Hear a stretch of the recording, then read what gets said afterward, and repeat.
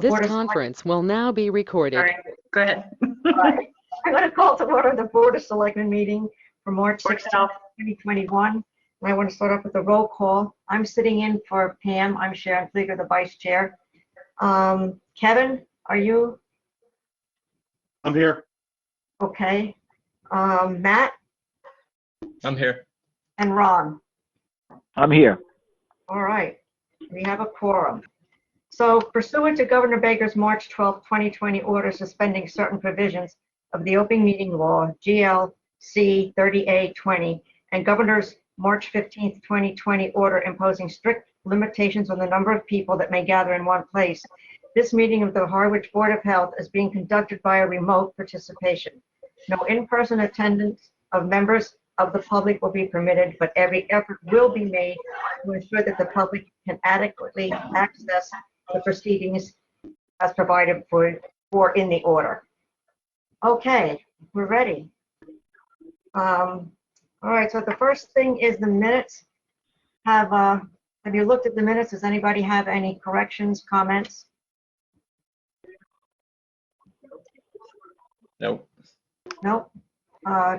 Ron, Kevin? No. Nope. All right, do I have a motion to accept? Motion to accept. Second, somebody?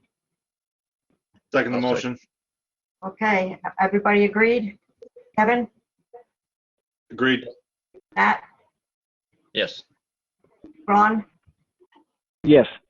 And I do, Sharon.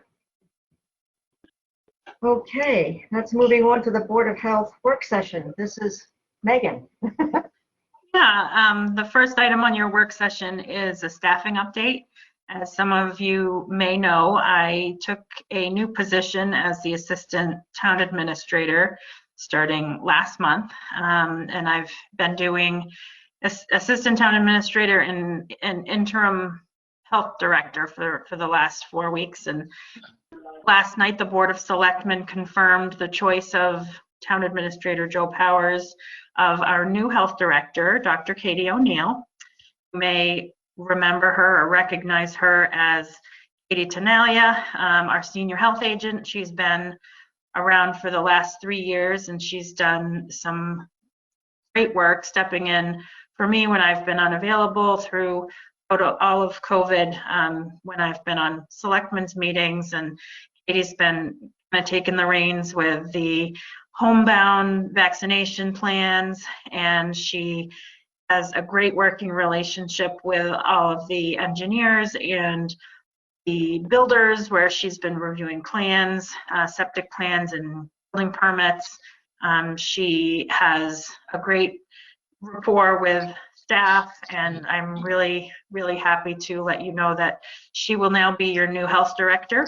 I'm not going far. I'll just be in the office downstairs. So Katie knows how to find me, as does Jen, and we will work together over the next several months to make sure that Katie is up to speed on all of the open projects that I may still be involved in, or just the day-to-day administrative things that she hadn't been privy to before. So don't fret, she will be in good hands with Jen. She usually keeps track of me, so she'll be keeping track of Katie.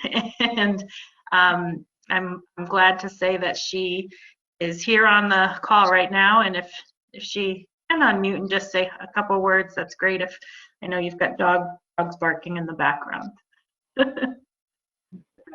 I'll try to be quiet. We have someone surveying our backyard right now, and our 2 dogs are not happy with it. So I apologize if you hear barking in the background. I'm very excited to step in. I have huge shoes to fill. Megan's done such an amazing job, and I'm very fortunate to have her as a mentor this entire time. I'm very honored to step in and help the town throughout the rest of the pandemic as well as the future. And I'm so lucky to have the team that Megan has established. Jen has been such an amazing help with everything during the transition, and I know she'll continue that. But I look forward to working with all of you in the future, and very excited moving forward. Megan? Hi, Larry. Comment? Of course. Just very quickly, sometimes things go your way, not often, or not as many times as we would like, but to have Megan move into the role of assistant town administrator was fantastic. And then to be able to follow that and fill her position with you, Katie, with incredible credentials and already knows everyone, I couldn't be more pleased. And sometimes, we just get lucky. I'd like to, although I used to argue that there's no such thing as good luck. You can have bad luck. Good luck you work for. And I guess maybe I'll say that here too. This is, both promotions are well deserved, and we couldn't be happier. Congratulations. And as Megan will tell you, unfortunately, now you have me to bug you, because I tend to, when requests come in, I don't try to pretend to be health director. I pass it on immediately. I'd just like to say congratulations to Megan and to welcome Katie for the board. I think we would all feel the same. We will miss Megan, but like she said, she's not far away. I think it'll looks like it's going to be a nice, smooth transition. I think so too. All Congratulations. Right. Moving on through the work session, we have the COVID-19 update. In your packet are the last 4 weeks worth of COVID updates that I've provided to the Board of Selectmen. They typically come out on Fridays because that's when the data is the most up to date on the state website. Things that have happened over the last month of note are opening up of different brackets within the vaccination plan. We have teachers and staff at K through 12 available now to vaccinated childcare workers. They join the group of the 65 plus and anyone of any age that has 2 or more comorbidities. Massachusetts has announced specific Educator vaccination days that are on Saturdays throughout March and the beginning of April that are dedicated to anyone that is a teacher or works for a school system, just to try to keep that bracket moving forward with getting vaccinated so we can get all of the kids safely back to school. Other things, the town of Harwich has seen a dramatic decrease in the number of positive cases we have at any one time. I gave an update last night, and right now we have only 5 cases in town that are positive. That's a big decrease from a month ago. We're down below the red and yellow thresholds that the state has produced, and we're now in the green. So that's really great. Other things that have been announced, starting next week, if all of the public health data stays as positive as it is now, the governor has announced that we may be able to move into phase 4 of the reopening plan. And that's pretty big news. As you might remember, phase 4 is the beginning of the quote new normal, where we can kind of get back to normal activities. And they've announced that arenas and indoors and outdoor stadiums can operate at a 12% capacity. So Fenway Park, Gillette Stadium, those places can, after next week, can start opening up to the public for 12% capacity. That's certainly a step in the right direction. And also next week, if we go into phase 4, we can increase those gathering limits that are pretty low right now. Right now we're only at 10 people indoors and 25 outdoors, and after next week we can go to 100 people indoors and 150 outdoors at events, at those professionally staffed events. And good news for anybody getting married, your dance floors can open up again. So dance floors will be permitted only at weddings and other events, so not at like nightclubs or restaurants. But we're moving in the right direction. We are working with the new Cape Cod Consortium, which is made up by the town health departments, the Cape delegation, Cape Cod Healthcare, and some of the community health centers. to provide vaccines to our most vulnerable populations, which are those 75 or older or homebound. We've been working closely with the Council on Aging to get lists together of people who might fall into those categories. And Katie's been working with our Cape Health Services, who will be providing our EMS staff with vaccine to go vaccinate our homebound people. So that's a really, really awesome thing that Outer Cape has stepped up to help us with. Overall, vaccine distribution it seems slower than it really is. Vaccines are getting out there. We're seeing a new site at Community College that's part of that consortium that's able to do 750 people per day, and that's 5 times as many as we were doing in a week a month ago. So we're increasing our capacity for vaccinations on the Cape. Any questions on COVID? I'm happy to take.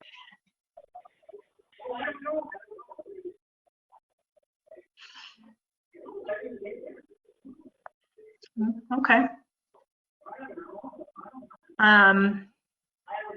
We still get a lot of questions about how to access a vaccine clinic, and it's all online.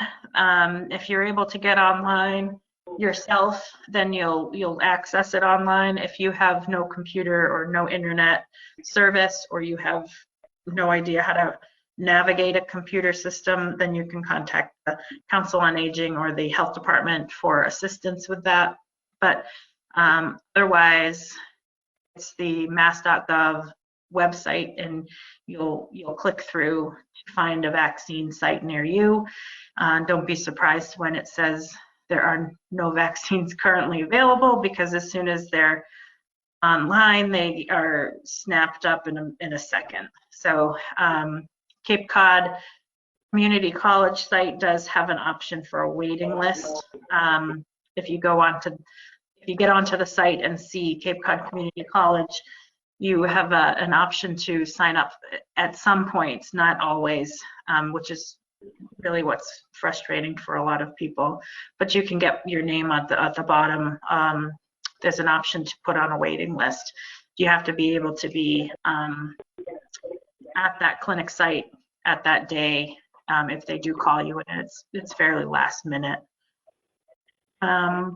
Katie, do you have anything to add on vaccine stuff? I know you're the most up to date on that. Can I just ask a question on that, getting on that waiting list? Can you only get on the waiting list when your age group is allowed, or can you get on it now for when it will be allowed? So you can only get on a waiting list if you're part of an eligible group. All right. Okay. All right. Thank you. For the mass vac sites, they have rolled out waiting lists, even if you're not eligible, but it's only applicable to Gillette, I believe, at the moment, and they were going to extend it to the other mass vac sites, but it's not allowed at Barnstable quite yet. All right. Okay. Thank you. Thank you. Welcome.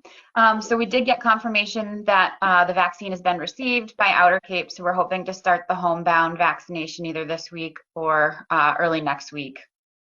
We did receive Johnson & Johnson, which is fantastic news. And once we complete the homebound, we're hoping to move into the senior housing, which would be great for our vulnerable population.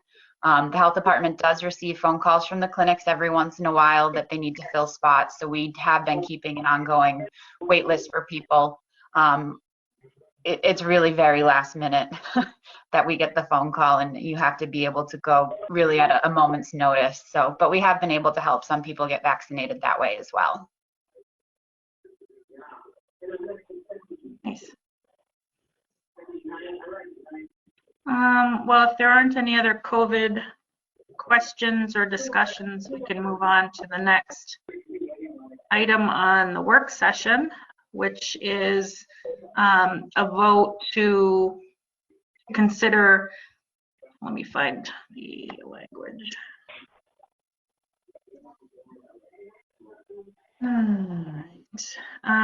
Discussion and possible vote on a request from the Health Agents Coalition to sign the petition to reclassify health officials into Group 2 of the public retirement system.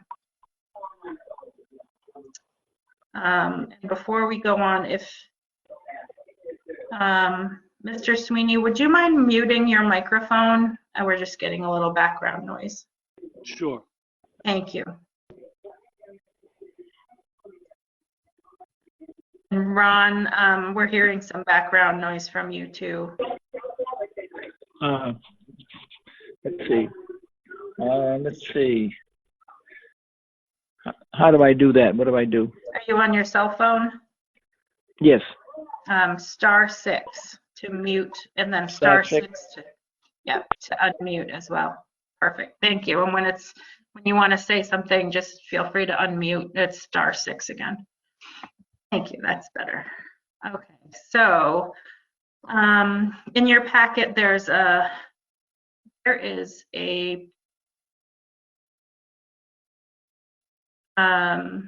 letter that health agents have been asking local boards of health to sign that shows support for an act relative to Group 2 retirement for public health officials.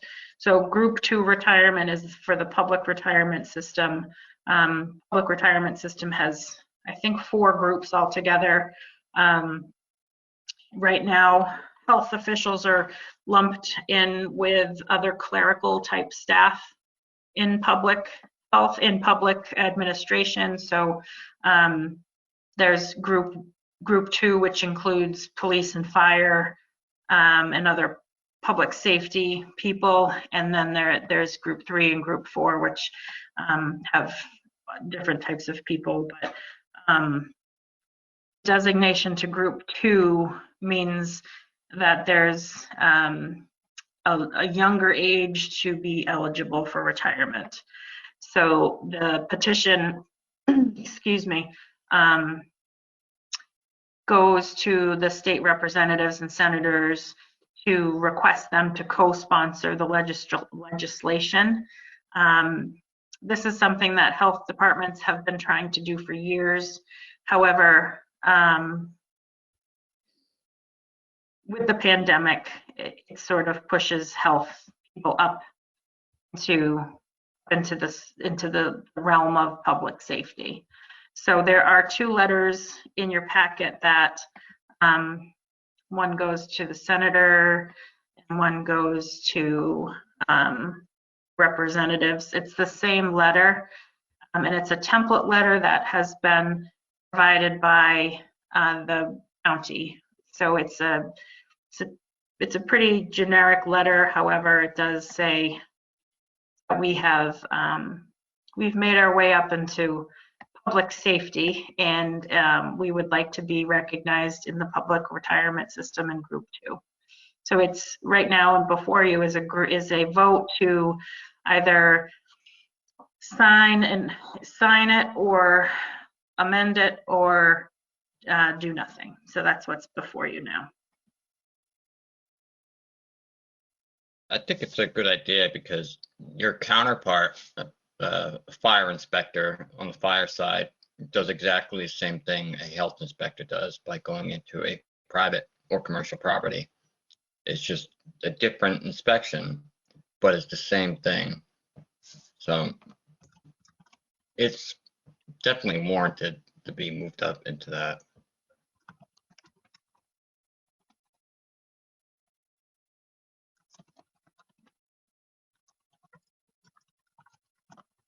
I would agree. I think it's probably long overdue. Anybody else have any comments? Megan, do you want me to call for the vote, or did you want to? Are you doing that? Someone would need to make a motion to. All right, can we have a motion to sign it. sign these and send them on? Yep, make a motion for it. Second? Anyone? Second that motion. Okay, motion approved. Do we vote on it? I agree, Sharon. Matt? Yep. Kevin? Yes. And Ron? We're at *6, Ron.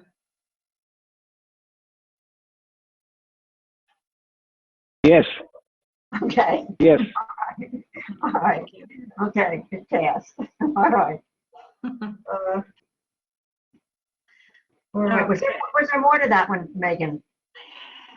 There was not more to that item. There is more in your packet on correspondence, since we have 10 minutes before the hearings start. There is more things in your packet on correspondence if you want to move to that.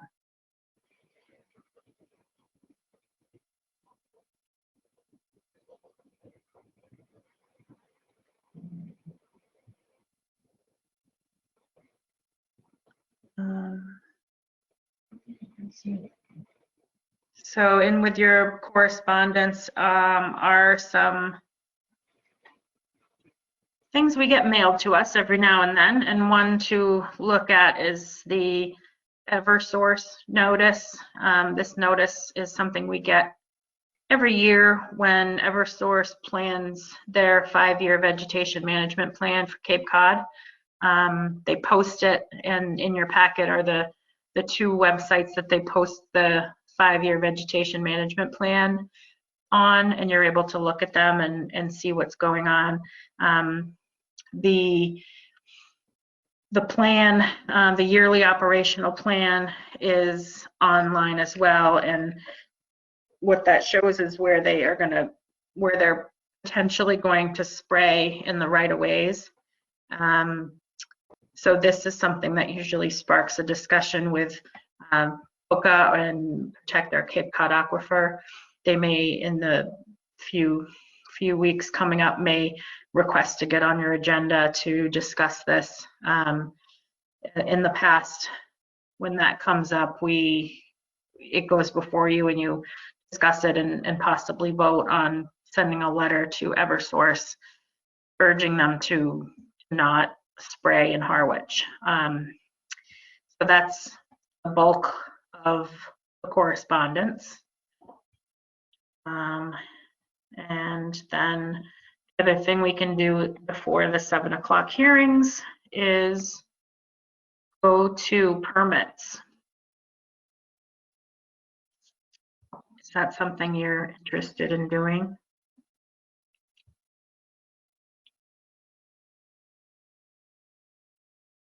Okay. Okay. So then we can, on your agenda is a list of permits. Staff recommends approval of the permits with the exception of 2 new permits. The 2 new food service permits should be held. The first is Say It Sweetly, and they're on your agenda tonight. And the second is Seagull's Ice Cream and Soda Fountain, and they have been inspected initially, but they do need a final inspection before they receive their permits. So if you want to make a motion to approve the permits with the exception of Say It Sweetly and Seagull's Ice Cream, those should be pending Board of Health variance approval and a final inspection. I'll make a motion to approve and wait for Say It Sweetly and Seagulls after the final inspection. Any second? I second that motion. All right, can we vote on that? I agree. Kevin? I agree. Ron? Yes, And Matt? Yes. Okay, and I do, Sharon. All right. All right. 5 minutes before new business can be heard.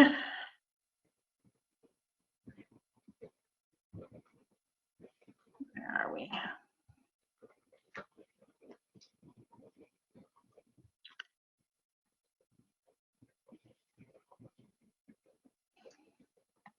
Megan, can I bring up something that isn't on the agenda if it's just asking a question of where we stand on something? Depends on what it is. You can ask and I can attempt to answer. Okay, remember when we talked about the fertilizer and we had said something about putting like a one-pager or a pamphlet together? Has Mhm. anybody started anything like that? We can put it back on our to-do list. Okay, because I saw it, I don't know where I picked it up, but I got one, I think it was from Orleans, and I don't have it with me right now, but they did like a, it's not just paper, it's a little heavier, and it's just the one little thing that just highlights the main things that the people need to be aware of, and then where to go ahead and find, the rest of the information. So I just didn't know if you had already started that or where we stand. No, and honestly, my plan was to take either Orleans or Brewster's and just put our name on it because they're the same regulations. So All right. that's what my plan was. All right. I just consider we're getting close to the season. We are, yeah. No, it's a good reminder. I know end of March people start gearing up their lawns, so Mhm. I think fertilizer's already at the hardware stores. It is. A little push in the right direction, right? Spring's around the corner. All right, just so we can get it on the agenda and get it moving. So maybe we can get something out.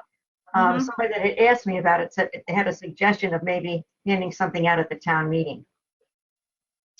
I know there's prohibitions to certain things you can and can't hand out at town meeting. But I'll ask about that too. I thought maybe because it was already approved, it's just kind of there for them to pick up if somebody's interested. Yeah. All right. Okay.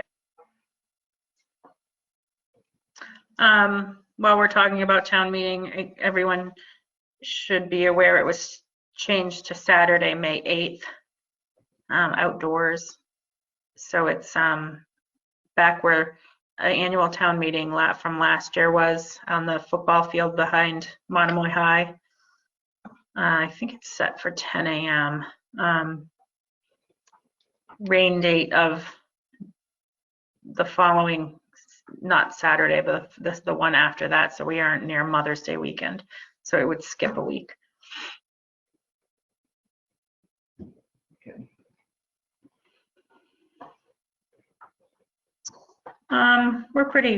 We're pretty close to 7 o'clock here. So, and I know the owner of 38 Periwinkle is on the line. So I feel comfortable moving forward.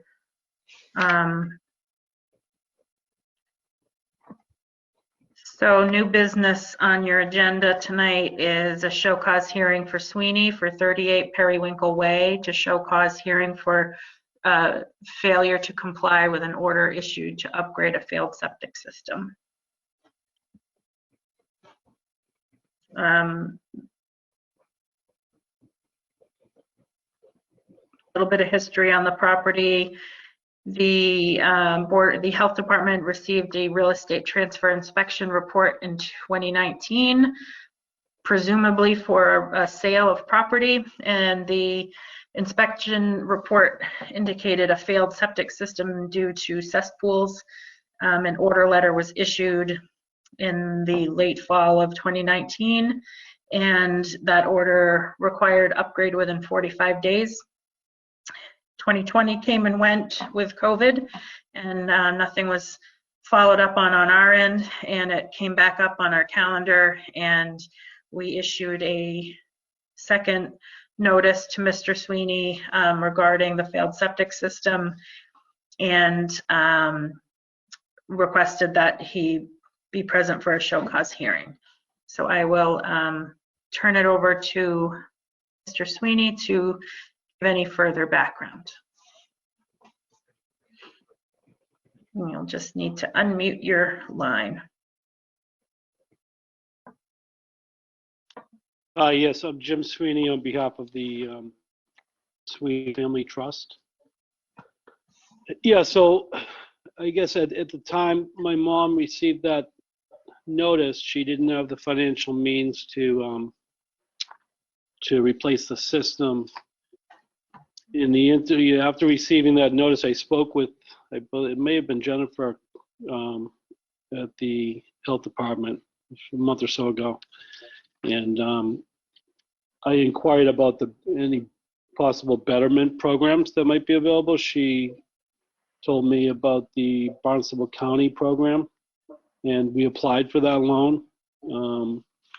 We were approved last week, and we had signed the betterment agreement and sent it back to Barnstable County. I know it's kind of late, but I sent you a copy. I sent Jennifer a copy by email late this evening. It was probably around 5:30. I don't know if you've seen it yet.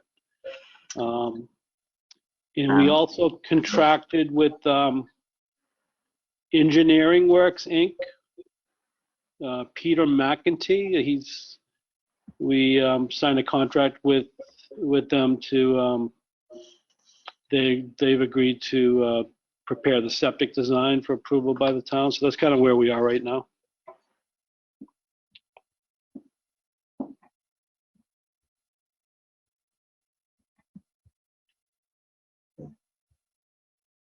Does anybody else have any comments or questions?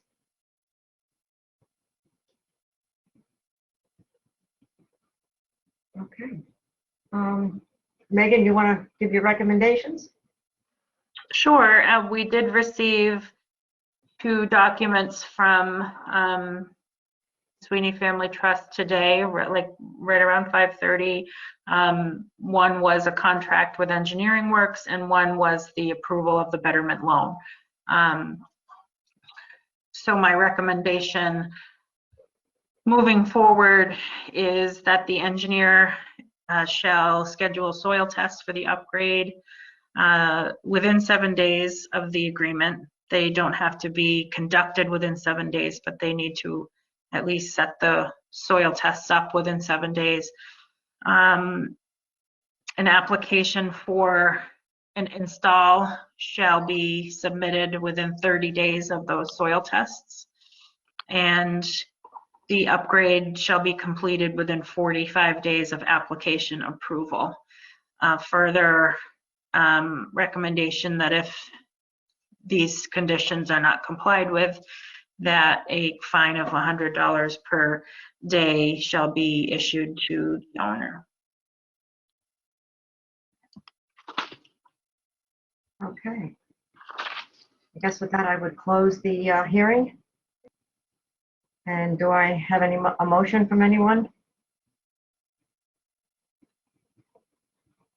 Make a motion to pass with Megan's recommendations. Any second? I'll second it. All right. And So go ahead. just so I make sure I have that, are you going to be sending any additional notice, or would this be it?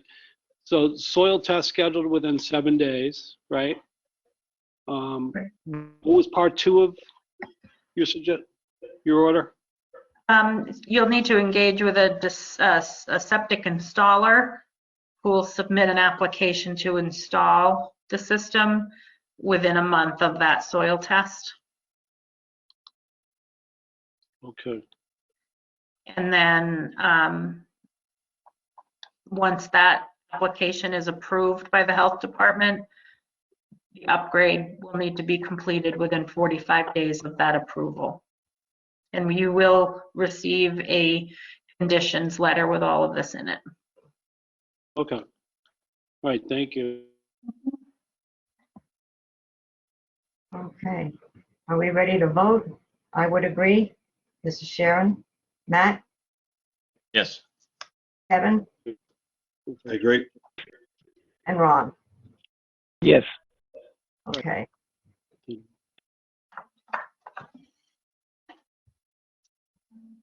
I'm going to hand this over to the health director for the last 2 hearings. I'm hoping the barking subsides. I apologize if it starts up. So the next item on our agenda is the hearing Price Dunn Family Trust at 43 Nahoyden Street to consider a variance request to upgrade an existing cesspool to a Title V septic system plan prepared by Moran Engineering Associates. Variances from 310 CMR 15211 and 15227. 1 per 310 CMR 15211 to allow a proposed soil absorption system to be 6 feet away from the east property line where 10 feet is required. Variance request of 4 feet.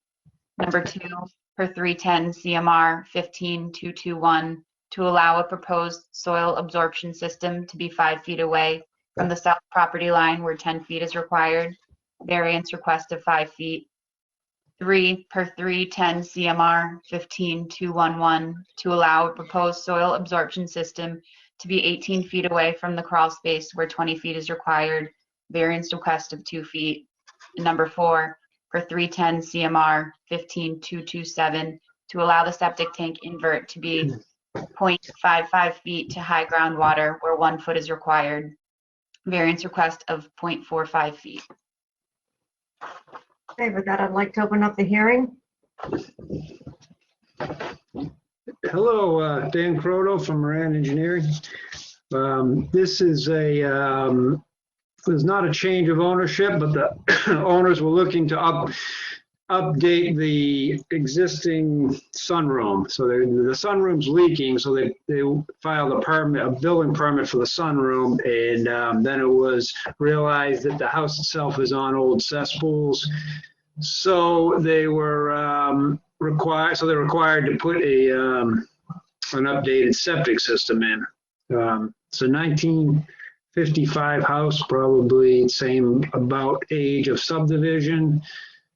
It's 80 by 80 lot, so whatever that is, 6,400 square feet, whereas today town zoning would be 40,000 square feet. So what we end up with is small lots, old properties, but new environmental regulations put on the property, and therefore the state gives the ability for the obviously the local boards of health to waive the strict requirements that can't be met on these small lots with the new criteria, but just to do the maximum feasible compliance, they call it, do the best you can, because we in this area, the first available variance through the state is set back to the property line. So that's one we're asking for 4 feet, a variance of 4 feet, and then the other is from the house itself. It should be 20 feet. Now this house doesn't have a basement, so the grade actually in the house, under the house, is the same as the outside, but because the septic is above the foundation, I guess we're required for that 20-foot setback. So we're asking for a 2-foot setback there. The other requirement of is, so there's 2 to the lot lines, and then 1 to the house, and then the other to the groundwater. There's no option. It's just, that's the reason that there needs to be a raised system, because the groundwater is what it is. So there's no option except for raising the house itself to get away from that requirement. So overall, a huge improvement over what's on the property. The owners aren't asking for much except to rebuild their sunroom. They are adding 1 foot onto the sunroom. Instead of 8 feet, it's 9 feet, but the sunroom itself doesn't require variances because it's up on tube and post, open foundation. So with that, I will leave my end of my presentation and ask for questions.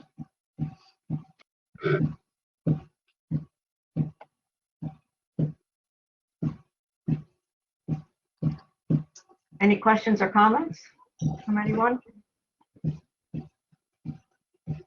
Nope. Okay, Katie, I'm going to leave it up to you to make the recommendations. Sure. So we recommend approval with the following conditions. 1, the property shall be restricted to a maximum of 2 bedrooms.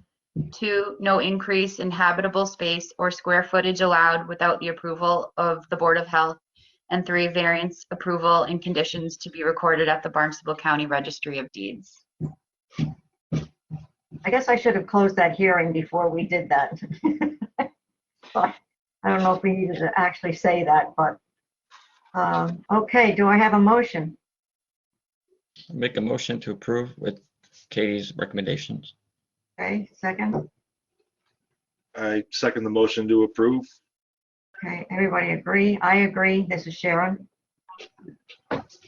Matt? I agree, it's Ron. Okay. Matt, and you did agree? Yes. And Kevin? I agree. Okay. Yep. All right.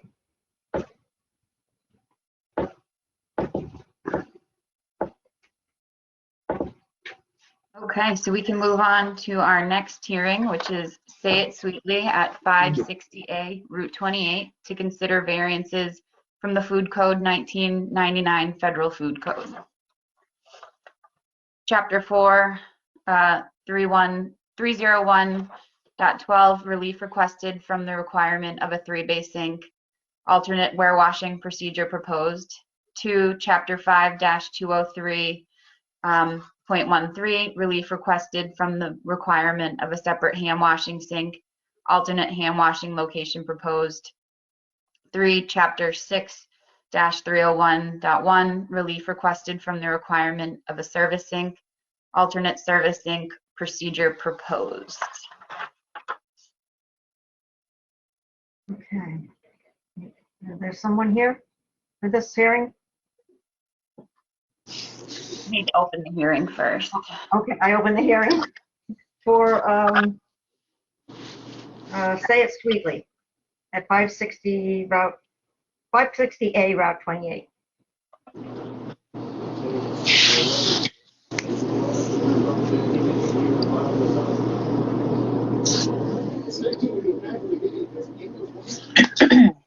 So if you want, I'll go ahead. Is someone here?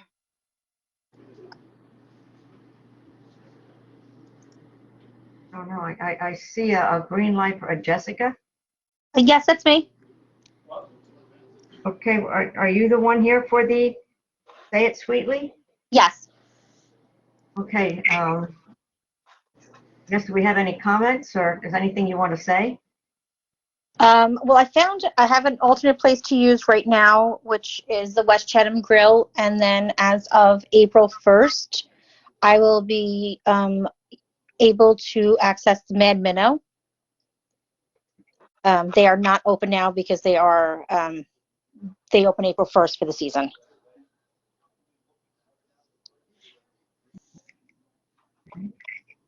So if the board wants, I can go over a little bit of a history for the property if that helps everyone first. Sure. So Say It Sweetly opened in 2020 without permits or prior knowledge from the health department. We were made aware of the food establishment via the internet. This location was previously occupied by Dr. Cavity's Candy Shack. On February 1st of 2021, Jessica Barbella contacted the health department and stated that she was not told that a food service permit would be required for her business, along with additional requirements such as a 3-bay sink. Staff responded to Ms. Barbella with the reiteration of the file history of the property.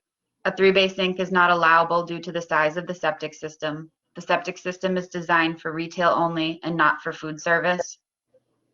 Wrapped food that does not require any handling or preparation is allowable for the septic system. Ms. Barbella indicated that she is handling unwrapped food on premises. Staff indicated that a variance from the food code is required if she intends to continue handling unwrapped food. The health department received a food service application for the brick and mortar business on March 3rd of 2021. Staff spoke with Ms. Barbella on March 3rd, 2021 regarding a separate food service permit application for her residence. Ms. Barbella stated that she is unsure if she was going to have her residence permitted as the kitchen or if she was going to enter into an agreement with another business for the use of their kitchen for washing. She will operate her business as she has been. The following variances, which we went over before. Should they utilize only disposable trays, tongs, utensils, and not have any type of equipment that requires washing or sanitizing, a food service permit may be issued without the need for variances.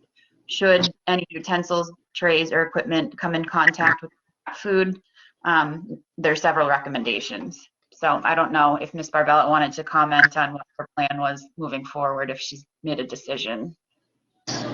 Well, for myself, I am going to certify the kitchen where I am. And also any type of like washing and sterilizing, like I said, is through the West Chatham Grill, but I will be obviously using, it's easier for me to access the one that will be 2 doors down.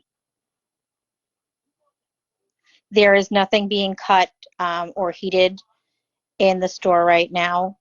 Like I said, I wasn't aware of it when I registered the business. So it put me really in a disadvantage, because had I known, I would not have probably rented this space. But now I am, I have invested a lot in the location, so I need to come up with obviously the best solution. And from what I was able to learn, it's easier to have a certified commercial kitchen, which is the West Chatham Grill and also Mad Minnow when they're open. So until my kitchen is certified, I will be operating through West Chatham Grill, and then, as I said, on the 1st, using Mad Minnow for any type of sanitizing instead of going to Chatham. Okay. Would the board like the recommendations, or do you have any other questions for Ms. Barbella? No questions. Do I have a motion? Ready for the recommendations first?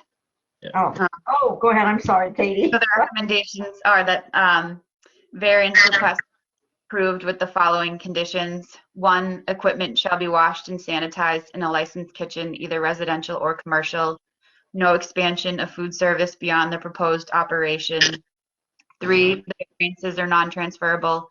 Should the location or ownership change, variances are null and void. And 4, the health department reserves the right to revoke these variances at any time. Any further questions or comments? Do we have a recommendation?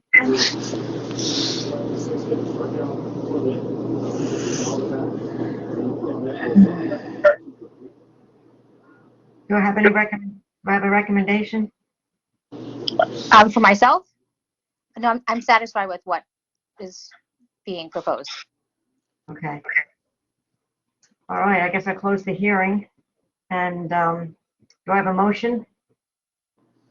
Make a motion to approve with Katie's recommendations.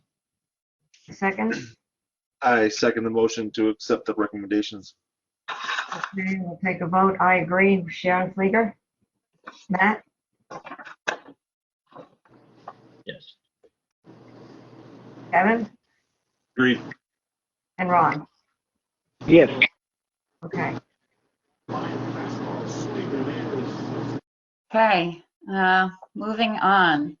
The last and final item on the agenda this evening is hearing 105 CMR 15216, aggregate determination of flows and nitrogen loading to consider the use of an aggregate facility plan for the purpose of meeting 105 CMR 15214 through 216 regarding 10,000 square feet of land required per bedroom in a nitrogen sensitive area located at 8 Belmont Ave, map 77, parcel A17-1, 13,488 plus or minus square feet, credit land at 3 and 4 Belmont Ave, 6,607 plus or minus square feet for Northern Coast Properties and Demarest Land Surveying, plan prepared by Stephen Haas, PE.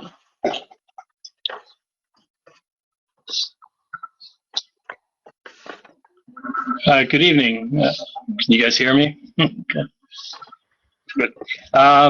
Yeah, I'm John Demarest representing Keithel Valley or North Coast Properties.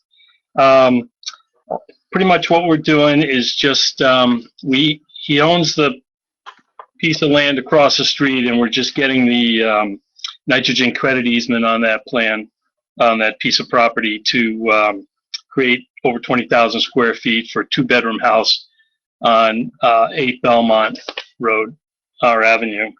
It's a standard septic system designed by Stephen A. Hawes, and all the restrictions, I believe, put or will be deeded in there. They've all been drawn up by attorney William Kroll, submitted with the package at the time. And I would be happy to answer any questions.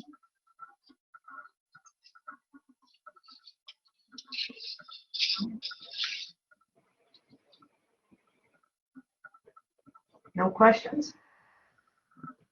Nope. Hearing, Would you like the recommendations? yes, yes. I recommend the approval of the nitrogen aggregation plan with the following conditions. 1, a fully executed grant of Title V nitrogen loading restriction and easement be recorded at the Barnstable County Registry of Deeds. 2, the property at 8 Belmont Avenue shall be restricted to a maximum of 2 bedrooms. 3, the credit land shall adhere to the prohibitions and provisions set forth in the easement documents provided with the application. And 4, the dwelling shall be served by town water. Okay, any further questions? Okay, I'll close the hearing. Do I have a motion? Make a motion to approve with Katie's recommendations. Second? I second the motion to approve with the recommendations. Okay, and vote, I agree. Sharon Flieger? Matt? Yes. Kevin? Yes. And Ron? Yes. Okay. All right. Thank you very much. Thank you.